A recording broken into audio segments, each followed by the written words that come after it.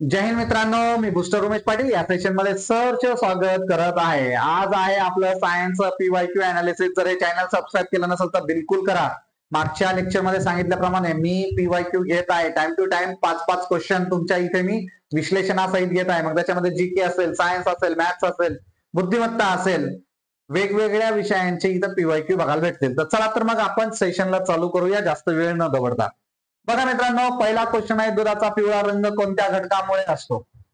Simple प्रश्न आहे, फार महत्वाचा प्रश्न असं मानता येईल, कारण बऱ्याच परीक्षेमध्ये बघायला भेटलेला आहे. तर याचं उत्तर यायला पाहिजे कॅरोटीन.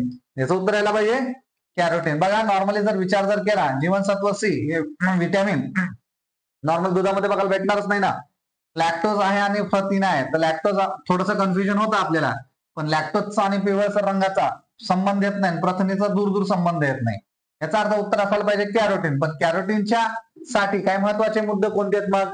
तर बघा, गाईचा दुधाचा रंग जो आहे, पहिला मुद्दा मांडलेला आहे मी, की बाबा पिवळसर रंग कशामुळे प्राप्त होतोय? कॅरोटीनमुळे. आत्ताच सांगितलं. पण आता हे जे कॅरोटीन आहे किंवा असं म्हणता येईल हा पिवळा रंगाचे प्रमाण आहे, हे कशावर अवलंबून आहे? तर हिरवं खाद्य. कशावर अवलंबून आहे? गाईचं जे हिरवं खाद्य असतंय का, हिरवं खाद्य त्याच्यावर अवलंबून आहे. हिरवा चारा म्हणतो आपण, हिरवा चारा खाद्य जे काही असेल त्याच्यावर काय अवलंबून असतंय राजा? पिवळा रंग हा आहे. आता बघा, नॉर्मली जर बघायला गेलं वनस्पतीमध्ये जीवनसत्व ए नसतंय. वनस्पतीमध्ये जीवनसत्व ए नसतंय, पण पूर्ववर्ती कॅरोटेनॉइड्स त्याच्यामध्ये असतात. ठीक आहे. मग कॅरोटेनॉइड्सचं रूपांतर कशामध्ये होतंय? जीवनसत्व ए मध्ये रूपांतर होते. लक्षात येईल. आणि कॅरोटेनॉइड्स हे फळ आणि भाज्यांच्या मधले केशरी आणि पिवळे रंगद्रव्य आहे, हे लक्षात राहू द्या. म्हणजेच काय झालेलं आहे, डायरेक्टली नाही पण इनडायरेक्टली तिचा संबंध बघायला भेटतो. त्याचं जे मेन उत्तर आहे कॅरोटीन. ठीक आहे. पुढचा प्रश्न बघूया. पुढचा प्रश्न, गर्भाशयामध्ये भ्रूणाला पोषण पुरवणारे ऊतक कोणते आहे? भ्रूण म्हणजे काय? की गर्भाशयामध्ये आईच्या पोटामध्ये असं म्हणूया, आपल्या साध्या भाषेमध्ये बाळ जे असतं, ठीक आहे, जे बाळ असतं त्या बाळाला पोषण पुरवणारे ऊतक कोणते आहे? आता बघा, इथं जर बघायला गेलं तर वेगवेगळे ऑप्शन्स आपल्या समोर आलेले आहेत. ठीक आहे. आता पोषण कोण पुरवतोय? थोडक्यात म्हणजे काय, की आई आहे. आईचं गर्भाशय म्हणजे आपण असं पकडूया, आईचं हे बाळ आहे. त्या बाळाला आईकडून जे काही आई सेवन करते, दिवसभरामध्ये जे काही खाते, पिते, सेवन करते, त्या सेवन केलेले जे काही असं म्हणूया उपयुक्त पदार्थ जे आहेत, ते बाळाला कशा पद्धतीने दिले जातील किंवा कोणाच्या मार्फत दिले जातात, असा तो प्रश्न आहे. तर सिंपल आहे ना. याच्यामध्ये जर बघायला गेलं, फॅलोपियन ट्यूब आहे, अंडाशय नलिका आहे, नाळ आहे आणि विल्ली आहे. एक लक्षात ठेवा, आपल्याला नाळ हा शब्द माहित असतो. मग आपण म्हणतो ना, आईची नाळ, मुलाची नाळ कुणासोबत जोडली गेली आहे? आईशी जोडली गेली. म्हणजे बघा, त्या अर्थातून आपण अंदाजे का होईना उत्तर आपण सांगू शकतो प्लॅसेंटा, नाळ. याचं योग्य उत्तर आहे नाळ. नाळच्या मार्फत तिथं, आता बघा थोडं डायग्राम दाखवायचा प्रयत्न करतो. बघा, नाळच्या मार्फत बाळाला जे काही आपल्याला बाळाला वाढ विकास होण्यासाठी गरज लागते ते दिलं जातं. तर बघा, प्लॅसेंटा जे आहे, प्लॅसेंटा, ठीक आहे, हे प्लॅसेंटा दाखवलेलं आहे इथे. हा प्लॅसेंटा जो आहे म्हणजेच काय, नाळ म्हणतो आपण. हे गर्भाशयात विकसित होणारे ऊतक आहे, जे गर्भाला आवश्यक असलेले पोषण आणि ऑक्सिजन पुरवते. बघा, हा प्लॅसेंटा आहे ना, हा काय करतो?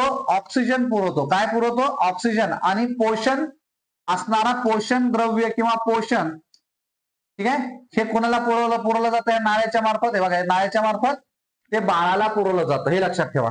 मग गर्भाशयातील कार्य काय त्याचं? प्लॅसेंटा गर्भाशयात असताना बाळासाठी, बघा, बाळासाठी फुफ्फुस महत्वाचा भाग, मूत्राशय, आतडे आणि यकृत यासारख्या अवयवांचे कार्य करते. प्लॅसेंटा काय काम करते? आता बघा, नॉर्मली बाळाला जर आपण बघायला गेलं तर बाळाला हे सगळे अवयव लगेच तिथं तयार होतात का? तर नाही होत ना. मग ह्या सर्वांचे जे अवयव आहेत, फुफ्फुस आहे, मूत्राशय, आतडे, यकृत आहे, हे प्लॅसेंटा गर्भाशयात असताना बाळासाठी ह्या अवयवाचं कार्य करते. लक्षात यायला लागले? प्लॅसेंटा म्हणजे नाळ म्हणू आपण त्याला. ठीक आहे. चलो, नेक्स्ट क्वेश्चन. नेक्स्ट क्वेश्चन, अजून काही महत्वाचे मुद्दे मी मांडलेले आहेत. बघा, प्लॅसेंटाद्वारे बाळ आईच्या शरीरातून आवश्यक पोषक तत्व ऑक्सिजन घेते. आत्ताच तो मुद्दा मांडला मी. आणि त्याच पद्धतीने दुसरा मुद्दा काय मांडला मित्रांनो, नाळेचा एक भाग बाळाच्या बेंबीला जोडलेला असतो तर दुसरा भाग प्लॅसेंटाला जोडलेला असतो. याच नाळेद्वारे बाळाला पोषण मिळते. मी आत्ताच दाखवल्याप्रमाणे डायग्राम मध्ये बघा, एक बेंबीला जोडला असतो, आपली बेंबी असते ना, आणि एक प्लॅसेंटाला जोडला असतो. लक्षात यायला लागले? नाळ, हरकत नाही. चलो बहुत बढ़िया, आगे बढ़ेंगे. ये रहा अगला क्वेश्चन. जनरल क्वेश्चन है ये, ठीक है बापू, लक्ष द्या. जनरल क्वेश्चन आहे. याच्यामध्ये आपल्याला एक प्रकारे जर बघायला गेलं तर आपण टेंटेटिव्हली सुद्धा उत्तर देऊ शकतो या प्रश्नाचं उत्तर. आणि जर नाही आलं तर बस बोंबलत. कारण हे अशा प्रश्नांचे उत्तर टेंटेटिव्हली जोडू नाही शकत, देऊ नाही शकत. तर काय फायदा आहे आपल्या एवढा शिक्षणाचा? 10वी पास झालोय, 12वी पास झालोय, ग्रॅज्युएशन झालोय. चल बघूया मग नेमकं काय भानगड आहे. मटर, मटर म्हणजे पीज म्हणतो आपण त्याला, मटर, ठीक आहे, पीज. हे झाडे एकमेकावर कशाच्या मदतीने चढतात? आता बघा, मदतीने चढतात याचा अर्थ काय झाला? काहीतरी आधार घ्यावा लागणार आहे, लक्षात घ्या. मदतीने म्हणजे काय? काहीतरी आधार घ्यावा लागणार आहे. मग आधार घेत असताना महत्वाचा भाग म्हणजे काय? पान, मूळ, टँड्रिल्स, फुलांच्या, टँड्रिलच्या. आता टँड्रिल हा मुळात इंग्लिश शब्द आहे, तो समजायला अवघड जातो. मग आता मटरचं जर तुम्ही झाड पाहिलं असेल, एकमेकावर कशाच्या मदतीने चढतात? तर नॉर्मली काहीतरी आधार घेऊन चढावं लागेल ना, आधार घेऊन चढावं लागेल. याचाच अर्थ पानं तर नसतील, मुळं तर नसतील, फुलंही नसतील. मग काय असायला पाहिजे? टँड्रिल. मग नेमकं टँड्रिल काय भानगड आहे तर समजून घेऊ. टँड्रिल पण काय भानगड आहे तर बघा, झाडाचं मी तुम्हाला इथं डायग्राम दाखवली आहे आणि बघा इथे त्याचं विश्लेषण पण तुम्हाला मी सांगितलेलं आहे. बघा, डायग्राम पहिले समजावून सांगतो, मग विश्लेषणाकडे येऊया. हे जे दिसत आहेत का, हे पकड, हिरव्या कलरची पकड आहे की नाही, हिरव्या कलरची पकड. हा, मग ह्या पकडीमुळं काय घडा लागले? त्यांना आधार भेटा लागलाय, त्या झाडाला वर चढायला मदत व्हायला लागली, म्हणजे त्याला एक प्रकारचा सपोर्ट भेटा लागलाय. मग नेमकं काय भानगड आहे? तर मटरचे झाड, ज्याला वाटाणा म्हणतो, आपल्या साध्या भाषेत आपण वाटाणा म्हणतो ना, वाटाणा म्हणजे मटर, ठीक आहे. ते आधार घेण्यासाठी टँड्रिल्सला, बघा मी म्हणलं इंग्लिश शब्द आहे तो, टँड्रिल्सला वळणा वळणी. काय रे, काय शब्द आहे?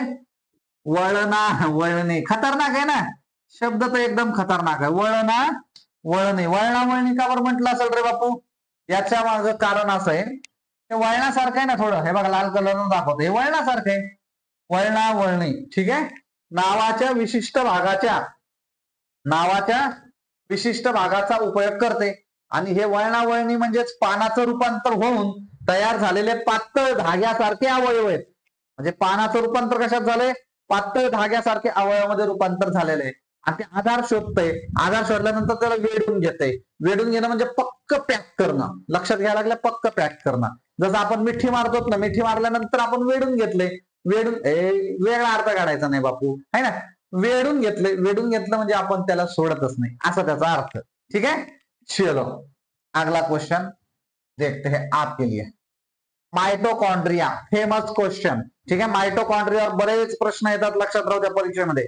मग त्या माइटोकॉन्ड्रिया म्हणजे त्याला मराठीत म्हणतो आपण तंतुकणिका. तंतुकणिका यांना पेशीचे ऊर्जागृह का म्हणतात? आता बघा, काही प्रश्न, आता हे प्रश्न विचारले नाही, या प्रश्नावर पण प्रश्न विचारले. कसं काय? माइटोकॉन्ड्रिया तंतुकणिकेला काय म्हटलं जातं? काय म्हटलं जातं? तर ऊर्जागृह म्हटलं जातं. असे पण प्रश्न विचारले गेले. पण त्याच प्रश्नावर त्यांनी विचारलाय, ऊर्जागृह तर म्हणतायत, पण का बरं म्हणतायत, असा तो प्रश्न आहे, ठीक आहे. तर मग पहिला मुद्दा दिलाय त्यांनी, ते प्रथिन निर्माण करतात, ते प्रकाश उत्सर्जित करतात, त्यांच्याकडे स्वतःचे डीएनए असते, ते एटीपी तयार करतात. आपण लहानपणी शिकलोय ऊर्जा म्हणजे एटीपी. कुणाच्या भाषेमध्ये? विज्ञानाच्या भाषेमध्ये एटीपी म्हणजे ऊर्जा आणि एटीपी याचा काहीतरी संबंध बघायला भेटतो. म्हणजे उत्तर काय असायला पाहिजे रे अंदाजे? तर उत्तर असायला पाहिजे ते एटीपी तयार करतात, हे उत्तर असायला पाहिजे. मग नेमके काय भानगड आहे तर बघा, पेशीचे ऊर्जा केंद्र. आता विश्लेषण सांगतो त्याचं. पेशीचे ऊर्जा केंद्र, बघा ऊर्जा केंद्र म्हणजे काय? तंतुकणिका. मी आत्ताच बोललो, ऊर्जा केंद्र म्हणजे तंतुकणिका. आणि ऊर्जा कशा पद्धतीने साठवली जाते? तर एटीपीच्या स्वरूपामध्ये, ऍड्रेनल ट्रायफॉस्फेट या स्वरूपामध्ये ती साठवली जाते आणि एटीपी तयार करण्याचे काम पेशीला आवश्यक असलेली ऊर्जा याच स्वरूपात साठवली जाते असं त्यांनी सांगितलंय. मग तंतुकणिकामध्ये आत्ताच बोलल्याप्रमाणे ऍडिनोसाइन ट्रायफॉस्फेट म्हणजे एटीपी नावाच्या रेणूच्या स्वरूपात साठवली जाते, आत्ताच बोललो. मग पेशीचे श्वसन बघा, तंतुकणिका पेशींमध्ये अन्न, ठीक आहे, म्हणजेच उदाहरणार्थ त्याचं अन्न म्हणजे काय, त्यांचं अन्न म्हणजे असं नाही की पोळी भाजी वगैरे वगैरे असं काही नसतं, ग्लुकोज म्हणू आपण उदाहरणार्थ. आणि ऑक्सिजन वापरून ऊर्जा तयार करतात कोण, बघा तंतुकणिकामध्ये पेशीमधलं जे अन्न आहे, उदाहरणार्थ काय सांगितलंय, ग्लुकोज. ग्लुकोज आणि काय ऑक्सिजन वापरून ऊर्जा तयार करते आणि ही प्रक्रिया पेशीचे शोषण म्हणून ओळखली जाते. अजून एक प्रश्न तयार झाला इथं, पेशीचे शोषण म्हणजे काय. मग पेशीचे शोषण म्हणजे काय तर समजून घ्या. पेशी शोषण म्हणजेच काय तर पेशींमधलं अन्न, मग ते कोणत्याही स्वरूपात असू शकतं, प्लस ऑक्सिजन वापरून ऊर्जा तयार करते, यालाच पेशीचं शोषण असं म्हटलं गेलेलं आहे. थोडक्यात म्हणजे काय, ऑक्सिजन घेणे म्हणजे शोषण झालं ना रे, म्हणजेच ते पेशीचे शोषण आहे असं आपल्याला म्हणायला काय हरकत नाही. मग शेवटचा मुद्दा मला जो मांडायचा तो इकडे लिहिलाय. पेशीला आवश्यक ऊर्जा पुरवण्याचं काम तंतुकणिका करतात, त्यामुळे त्यांना पेशीचं ऊर्जागृह म्हणजेच पॉवर हाऊस असं म्हटलं जातं. काय म्हटलं जातं, पॉवर हाउस. समझ में आ रहा है, समझ में आ रहा है तो हाँ बोलने का, नहीं तो ना बोलने का.